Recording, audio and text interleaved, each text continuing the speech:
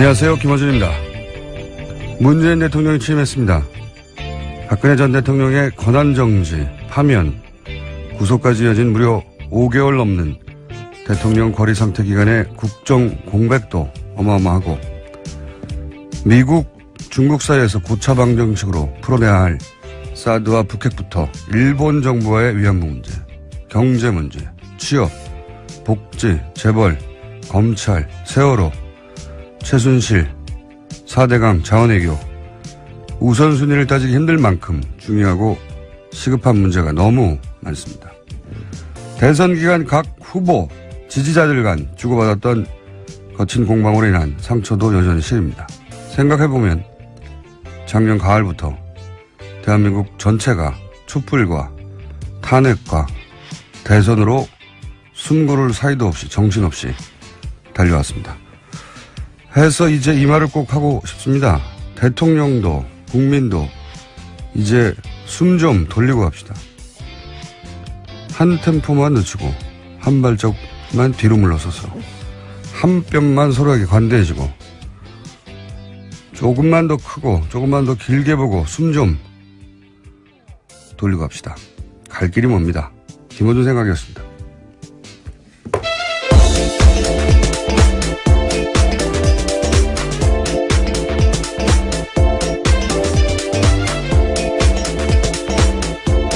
시사인의 김은지입니다. 네. 어제 문재인 대통령이 굉장히 바빴어요, 보니까. 일정이 많았습니다. 네. 엄청 바쁘더라고요. 네. 우선 이제 취임식도 했고요. 네. 초간단했죠? 네, 국회에서 정말 간단하게 했는데 이례적으로 300명 자리밖에 만들지 않았었고요. 네. 또 예산도 딱히 들지 않았다고 합니다. 예산이 뭐 들 게 없더라고요, 보니까. 네, 박근혜 전 대통령 취임식 때 30억 넘게 들었다고 하던데요. 비교가 네. 되죠. 뭐 돈의 문제이기도 하지만 지금 뭐 취임식을 따로 준비하고 할 겨를도 없고요. 네. 굉장히 간소하고 담백하게 그냥 끝났어요. 네. 본인 성격도 그래요. 아마 정식으로 취임식을 했더라도 네. 그렇게 크고 화려한 취임식은 아니었을 텐데 취임식으로는 아마 앞으로 보기 힘들 정도로 초간단. 네, 시민들과 셀카 같은 것들도 찍고요. 네. 굉장히 이례적인 상황들이 많이 보였습니다. 이제 앞으로 이제 5월에 그럼 대선이 계속 있느냐 이렇게 궁금하신 분들이 많던데 3월인 거죠. 네, 인수위 기간이 있기 때문입니다. 네, 3월에 앞으로는 이제 대선이 있는 겁니다. 네. 그러면 선거 운동 기간은 한 겨울이 되는 거죠. 네, 굉장히 추울 때죠. 뭐 그런 일은 없어야겠지만 혹시라도 다음에 탄핵될 대통령은 가능하면 없어야죠. 여름에 좀 부탁드립니다. 없어야 합니다. 네. 한 겨울에 이제 꽁꽁 손이 언 채로 유세도 해야 되고 지지자들도 예, 얼음판, 빙판으로 나가야 된다는 거야. 그렇습니다. 여하간 앞으로는 3월에 있게 되는 겁니다. 대선은. 개헌이 있거나 또는 탄핵이 있지 않은 한 앞으로는 3월 대선이 됩니다. 자, 그리고 이제 눈에 띄었던 것은 경제기득 후보들 중에는 유승민 후보가 취임식에 자리를 했어요. 예. 네, 악수하는 모습 보였습니다. 다른 후보들은 아마도 일부러 이제 피해주는 게 예의다. 이렇게 생각하신 분들도 있고, 또는 오고 싶지 않았던 분들도 있을 수도 있죠. 근데 이유가 뭐였든지 간에, 본인이 앞으로 계속 정치를 할 거면 유승민, 이제 의원이라고 불러야 되겠네요. 유승민 의원처럼 오는 게 좋지 않았을까 하는 생각을 했어요. 보면서. 네, 승복하는 모습을 보여줬다라는 이미지를 남겼습니다. 그것도 그렇지만 이제 뭐 진심은 어떤지는 본인 마음에 들어가 봐야겠지만 축하한다는 뭐 그래서 호감도 상승한 것으로 전반적으로. 자, 어제 뭐 취임 연설도 있었는데 못 들으신 분들 위해서 저희가 초압축 버전으로 잠깐 들려드리겠습니다. 저는 감히 약속드립니다. 2017년 5월 10일 이날은 진정한 국민 통합이 시작된 날로 역사에 기록될 것입니다. 광화문 시대 대통령이 되어 국민들과 가까운 곳에 있겠습니다. 사랑하고 존경하는 국민 여러분, 2017년 5월 10일 오늘 대한민국이 다시 시작합니다. 나라를 나라답게 만드는 대역사가 시작됩니다. 이 길에 함께 해 주십시오. 저의 신명을 바쳐 일하겠습니다. 감사합니다. 네. 뭐 이런 전반적인 내용의 취임사가 있었습니다. 저희가 짧게 20초 버전으로 압축했고. 자, 그리고 바로 한 일이, 여의도를 갔죠. 네, 취임식 전에요. 먼저 야당 지도부들을 찾았습니다. 예. 오전에요. 그게 먼저였나요? 예. 네, 그랬군요. 야당 지도부를, 원래 이제 당선되면 야당부터 찾겠다고 하긴 했었는데, 실제로. 이것도 이제 처음 있는 일이라, 언론의 주목을 많이 받았습니다. 자유한국당부터 정의당까지 쭉. 네, 당사를 직접 찾기도 했었고요. 예. 그리고 이제, 뭐랄까, 긴장 관계 속에 말들이 오가기도 했고, 나를 좀 숨기고, 예. 왜냐면 뭐, 이틀 전까지 서로 나를 세우고 싸웠으니까 금방 그게 해결되진 않겠죠. 그래서, 나를 숨기고 서로 약간 모난 대화를 나누기도 했고, 예. 아주 재밌었던 건 정의당 방문했을 때 멘트예요. 예. 정의당을 방문했더니 노회찬 원내대표가 그런 말을 했죠. 우리 당사를 찾은 첫 번째 대통령이에요. 네. 이렇게. 인상 깊었습니다. 예. 그런 멘트도 있어서 간단하게 어떤 얘기 했는지, 예, 짚어보겠습니다. 남북관계, 안보 문제, 그리고 또 한미동맹, 뭐 이 부분은 저는 우리 자유한국당에서만 조금 협력을 해주신다면 있지 않을까, 뭐 그렇게 기대를 하고요. 그래서 안보에 관한 중요한 정보들은 좀 공유해 나가서 함께 또 지혜도 모으고 그렇게 나가겠습니다. 네, 정우택 원내대표한테 하는 말입니다. 그러니까 이제 지금 남북 관계가 풀기 어려우니까 정보 공유할 테니 같이 좀 도와달라. 이렇게 돼서 정우택 원내대표는 이렇게 받았죠. 대통령께서 야당할 때보다 우리가 더 강한 야당이 될 것이다. 네, 맞받은 거죠. 예, 그러니까 좀 도와달라고 했더니 쉽지 않을 것이다. 우리가 더 강한 야당이 될 것이다. 사실은 자유한국당, 그 전에 새누리당 아니죠. 그 이전에 쭉 거슬러 올라가면 한나라당. 한나라당 시절. 또 무슨 신한국당. 신한국당과 한나라당 시절이 야당이었죠. 예. 그때 강한 야당이었어요. 굉장히. 예, 의석수도 많았고, 예. 굉장히 강한 야당이었고, 항상 강한 야당이었습니다. 네, 대여 투쟁들을 했었죠. 예, 굉장히. 이런, 주요 멘트는 이거였고요. 예, 그 다음은 의석수에 따라서 이제 국민의당 방문을 했습니다. 무슨 얘기를 하는지 먼저 들어보시죠. 우리 더불어민주당과 국민의당은 지금 우리가 다른 길을 걷고는 있지만 그냥 뿌리는 같은 정당이기 때문에 이렇게 조금 더 특별한 그 협력을 바람하지 않습니다. 오늘 문모님당 예, 아주 듣기 좋은 말씀이고 아주 감사드립니다. 예. 네, 박지원 원내대표한테 한 말입니다. 네. 문모닝당. 왜냐면요, 박지원 원내대표가 먼저 모두 발언을 했는데 그때 시작하는 말이 오늘 아침에는 굿모닝으로 하겠다 이렇게 네. 이야기했거든요. 이제 어제까지는 문모닝이었지만 오늘은 굿모닝으로 하겠다. 했더니 이제 그걸 받아서, 예. 문모닝당. 예. 이게 날이 선 거예요, 서로, 아직. 이 대화, 국민의당과의 대화가 가장 긴장감이 넘쳤어요. 또 많은 기자들의 관심을 모으기도 했고요. 그리고 이제 박지원 대표나 주승용 원내대표도, 얼굴을 맞추지 않으려고, 예. 감정 처리가 아직 안 되는 상태인 거죠. 예.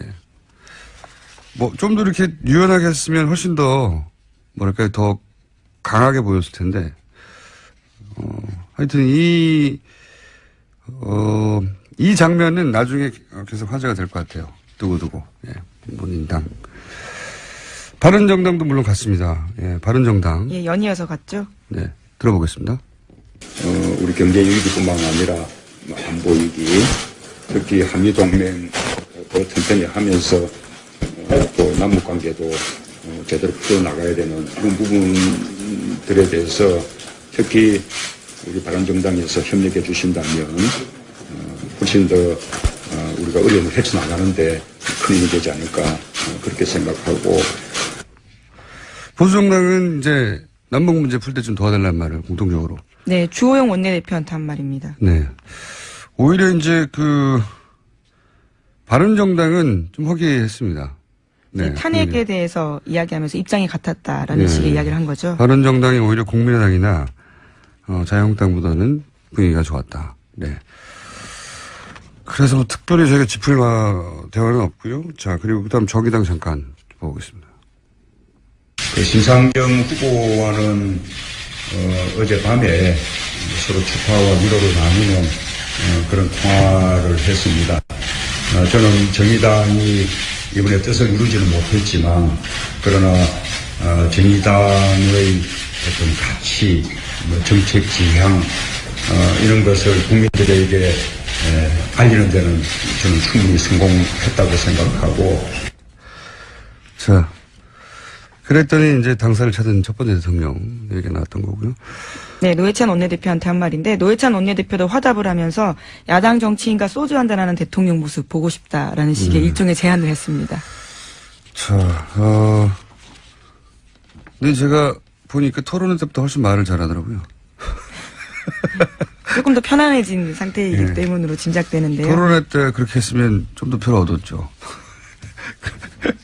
자, 그리고 나서 이제 인선 발표하고, 특이한 점은 인선을, 대통령 본인이, 기자회견 하면서. 네, 직접 했습니다. 네, 그래서 대본 없이 기자회견하고 질문을 하라고 그랬더니 이제, 저는 질문이 준비가 안 돼가지고 질문이 없었어요. 그게 좀 이상했습니다. 보통 첫 인선하고 그러면 다른 나라도 백악관 이럴 때 엄청난 질문이 쏟아지는데 질문이 안 나와가지고. 아니, 뭐 자세한 내용들은 인선 당사자들한테 하라고 하긴 했었습니다. 대통령은 빠지고요. 물론 제가 말하는 건 그겁니다. 예. 대통령, 그러니까 당사자들이 이제 질문 받겠다고 했는데 그렇죠. 질문이 없었어요. 자, 인선으로는 국무총리 후보자, 대통령 비서실장, 그리고 국정원장, 내정자, 그렇게 발표됐고. 경호실장도 발표했습니다. 네, 경호실장도. 네. 대통령이 임명할 수 있는 자리에는 크게 세 자리가 있어요. 즉각 임명할 수 있는 자리가 있고, 비서실장이나 민정수석이나 경호실장. 네, 청와대 스태프들은 그렇습니다. 청문회 거치지 않고 바로 임명할 수 있습니다. 그리고 청문회를 거치는 것도 이제 두 종류가 있어요. 청문회를 거치되 국회 인준이 필요한 자리와 청문회를 거쳤지만 국회 인준은 필요 없는 자리. 이렇게 나뉘어요. 예. 헷갈려지겠지만. 그러니까 조금 더 중요하게 느껴지는 자리 있잖아요. 예를 들어서. 총리와 장관. 예, 대법원장, 국무총리, 대법관, 감사원장, 헌재소장. 여기는 국회가 오케이 해줘야 되는 거고요. 장관이나 국정원장, 검찰총장, 총장, 국세청장, 경찰청장 등등등 이런 인사청문회를 거치지만 인주는 필요 없는 자리입니다. 그러니까 대통령이 인사청문회를 거친 다음에 본인이 하겠다고 하면 되는 자리. 그게 세 자리가 있습니다. 네. 근데 어제는 이제 그 중에서 국무총리와 그리고 비서실장은 그냥 가면 되는 거고요. 네, 임명 이미 된 거죠. 일을 하고 있습니다. 국무총리는 인준을 거쳐야 되는 거고요. 네네. 네. 국정원장은 인준은 거치지 않고 청문회는 꼭 해야 되는 인사고요. 그중에 어제 가장 화제가 된 건 이제 민정수석 예정되죠. 네. 네, 직접 발표한 건 아닌데 내정되었다라는 언론 보도가 나왔습니다. 본인도 부인하지 않았으니까. 네, 서울대 조국 교수입니다. 네. 인터넷에서는 이제 이런 말도 많아요. 얼굴 패권주의라고. 네. 적폐라고 막. 네. 그런데 이제 이런 근본적인 고민들 혹은 걱정은 있어요. 그러니까 학자가 업자를 다룰 수 있느냐. 여기서 업자라는 건 검찰은 한 분야의 최고 전문가 집단인데다가 권력 집단이기도 하잖아요. 예. 조직 논리가 굉장히 강하고 그런 전문 업자 그룹을 학자가 다룰 수 있느냐. 검찰 개혁에 대한 국민들 요구가 아주 강하기 때문에 네. 그거 역할을 잘해야 된다라는 바람도 그렇죠. 실려 있는 건데요. 그래서 오히려 검찰 조직 밖에서 이제 사람을 인선한 걸로 보여지는데, 검찰 출신들을 통한 보좌를 제대로 받지 않으면 큰 어려움에 처할 수도 있다. 이것은 이제 검찰 출신들의 이야기입니다. 예. 네, 사정기관 장악해야 되기 때문에 이제까지 그런 논리로서 쭉 검찰 출신들이 해왔었는데 그런 개혁의 방향은 맞지 않았던 이번에는 거죠. 이제 그 조직을 장악한다기보다는 그 조직을 좀 바꿔보겠다고 그렇죠. 아예 내부 인사는 그 일을 못할 테니 오히려 외부 인사를 데려온 것인데 그렇지만 역시 학자가 업사를 다룰 수 있겠느냐. 어쩌면은 이 임무만 하고 조국 교수는 빠질 수도 있죠. 네, 그럴 수도 있을 수 있습니다. 많은 기대와 우려가 동시에 교차하는 자리고 국정원장에 대해서는 말들이 없어요. 굉장히 적임자다 하는 얘기가 많습니다. 네, 이미 국정원 3차장을 지낸 바가 있습니다. 네, 그리고 이제 남북 문제가 굉장히 지금 꼬여 있는데 제가 알기로는 김정일 당시 국방위원장을 가장 많이 만난 남한 사람이에요. 네, 그렇게 알려져 있습니다. 예. 실제 2000년 당시 이제 김대중 전 대통령의 정상회담도 준비했었고, 예.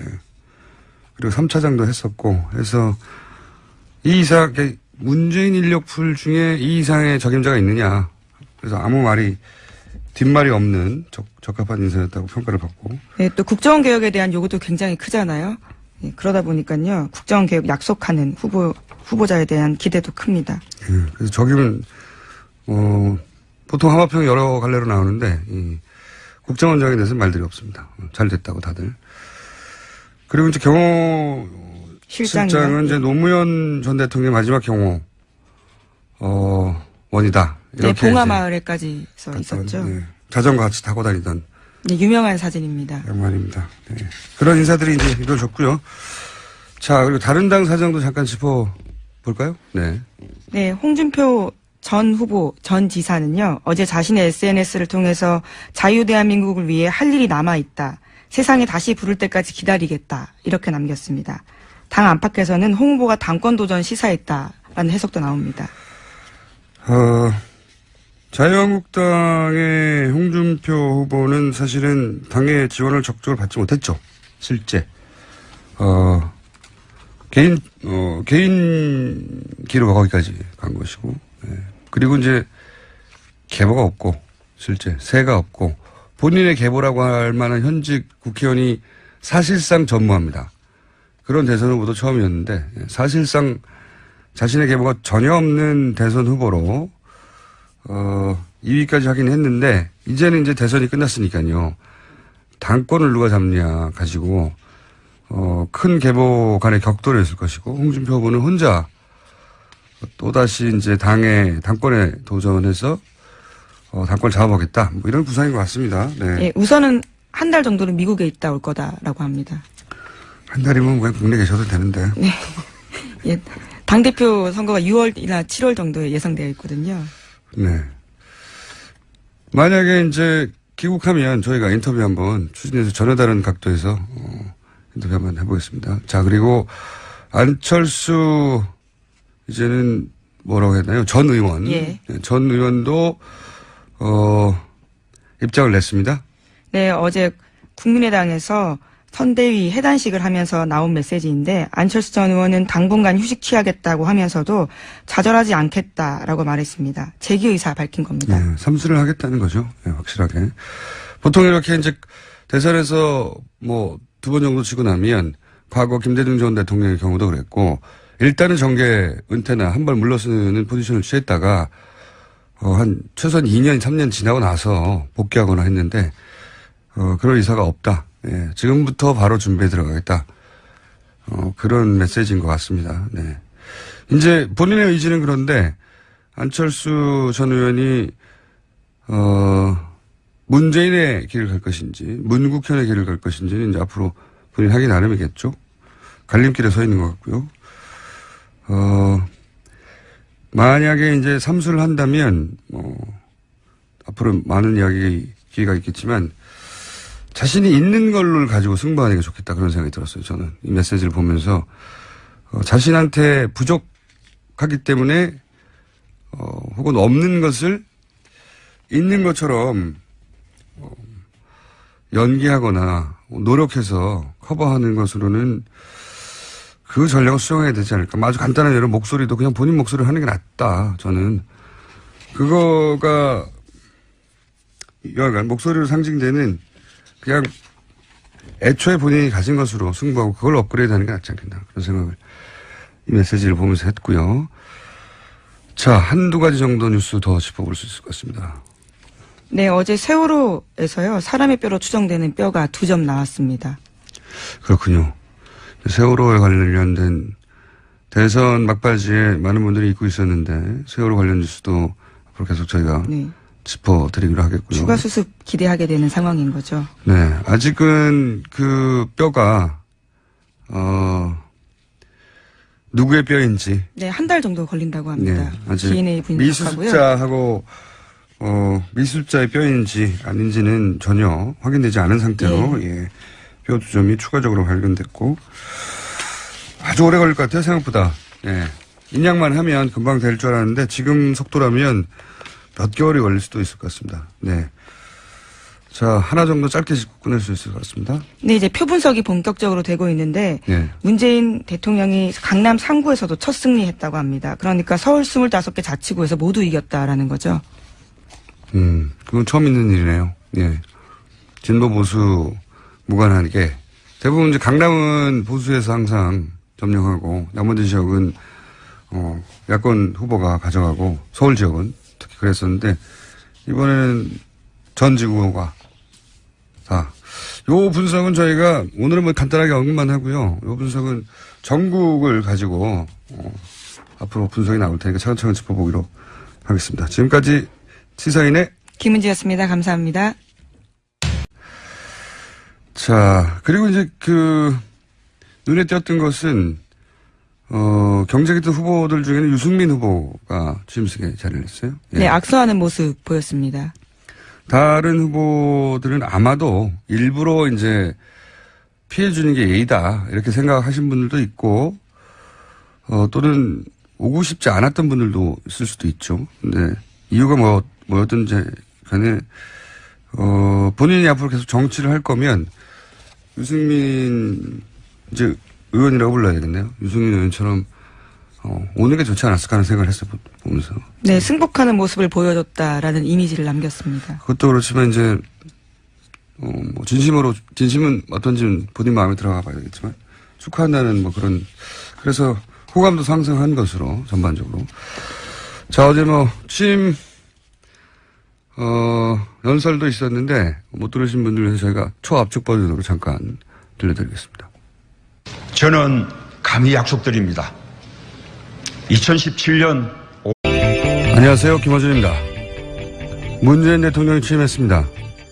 박근혜 전 대통령의 권한정지, 파면, 구속까지 이어진 무려 5개월 넘는 대통령 거리 상태 기간의 국정 공백도 어마어마하고 미국, 중국 사이에서 고차방 정식으로 풀어내야 할 사드와 북핵부터 일본 정부와의 위안부 문제, 경제 문제, 취업, 복지, 재벌, 검찰, 세월호, 최순실, 4대강 자원외교 우선순위를 따지기 힘들 만큼 중요하고 시급한 문제가 너무 많습니다. 대선 기간 각 후보, 지지자들 간 주고받았던 거친 공방으로 인한 상처도 여전히 시립니다. 생각해보면 작년 가을부터 대한민국 전체가 촛불과 탄핵과 대선으로 숨고를 사이도 없이 정신없이 달려왔습니다. 해서 이제 이 말을 꼭 하고 싶습니다. 대통령도 국민도 이제 숨 좀 돌리고 갑시다.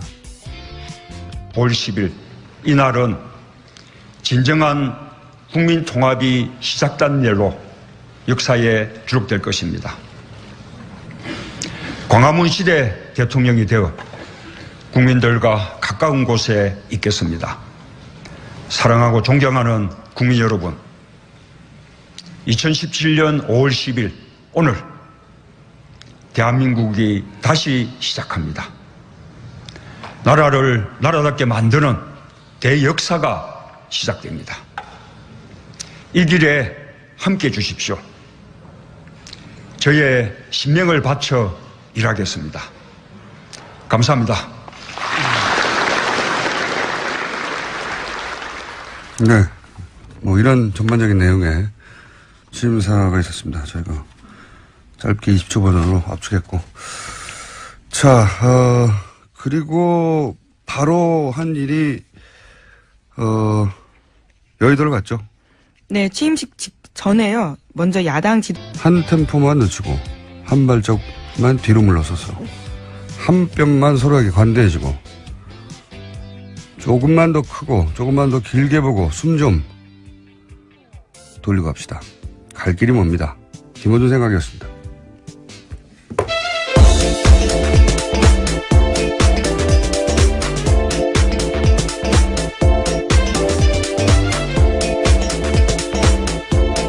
시사인의 김은지입니다. 네.